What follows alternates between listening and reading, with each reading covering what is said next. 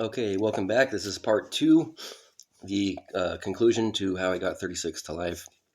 To recap part one, really quick, to pick up where we left off, to give you a little refresher. So I was in the county jail for 2.5 years, looking at 36 to life for a third strike for one count of burglary. Okay, so uh, really weak evidence, but the DA wasn't trying to offer any type of deal. So I went to trial and I lost. So now I'm pretty much guaranteed 36 to life. The only action against that was to file what's called a Romero motion. It's a petition to the judge to have him strike one of my strikes and treat it as a two-strike case instead of a three-strike case, which would take life off the table. So I went to that court date, and my stomach wasn't knots. I was nauseated. I was physically sick from the stress, and my lawyer, makes the request for the motion and gives his reasons why. The DA, of course, stands up and he argues against it, of course, and then the judge is supposed to come up with the answer, the his response. So what the judge said was, well, you know what? This young man is looking at 36 years to life, and that this is something I don't take very lightly, and I don't feel comfortable making that sentence right now without more information. So I want to deliberate on this. We'll come back in 3 months. So that was that. And so to me, that was kind of a good sign because he didn't say no, right? He didn't say no. I deny the motion and sentence you to life. So that was a good sign. But I had to sit there and stress for 3 more months waiting on it. Go back to court, stomach's in knots, nauseated. I'm sick from the stress. I don't, because if I were to get the 36 to life, I would never get out. I would never see the light of day again. My life was over. And if that was going to be the case, I was going to hang myself when I got back to the unit. I had it all planned out and everything. I couldn't do it in the cell. I was going to do it in the shower because there was nothing to hang yourself from in the cell there. So I was going to have to hang myself in the shower, and the thought of having to do that, the reality of that, was just sickening. So we go in now for the second court date for this, and I'm so nervous, and I looking at the judge, and he goes, you know what?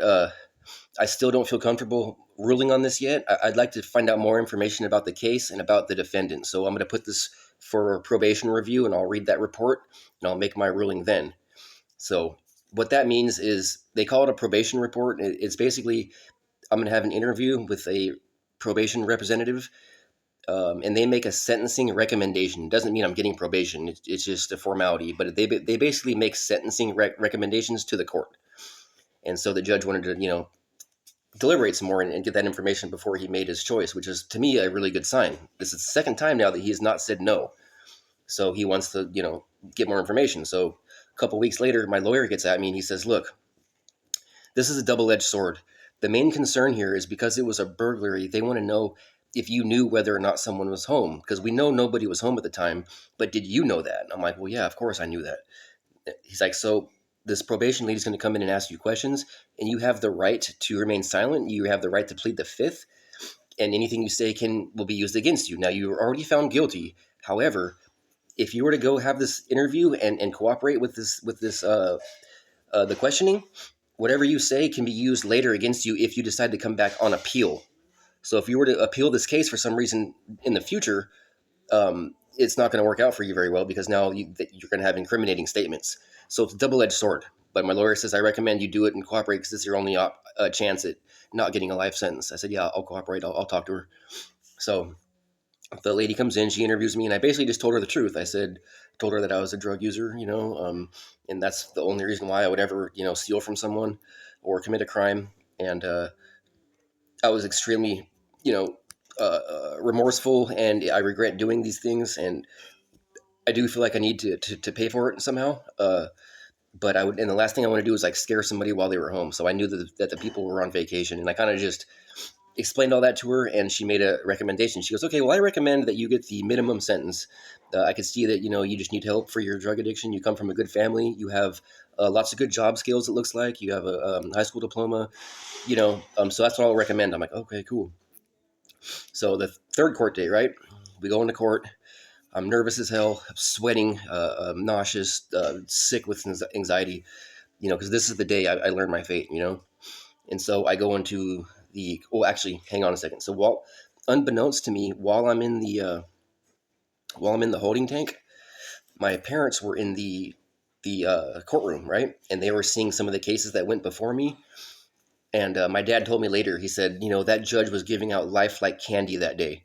So apparently, like the three defendants that went into court before me were also going for sentencing. And I guess one guy came in there and the judge says, Mr. So and so, you're being charged with 3 counts of rape on a minor, child rape, and kidnapping, and all these like heinous weirdo charges. I sentence you to 75 years to life. Boom. Next. The next guy comes in. Mr. So and so, you have lewd and lascivious acts with a minor, and you have priors for not checking in as a registered sex offender. Da, da, da. I sentence you to 50 to life. Boom. Next. The next guy comes in, and it was like, forced.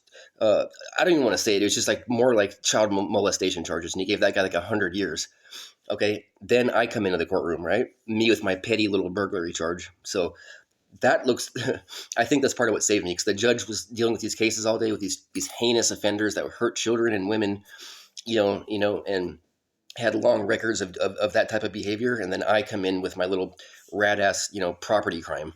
So I think that helped. But I go into the courtroom, sick, I'm nauseated, I'm nervous. I'm going through it.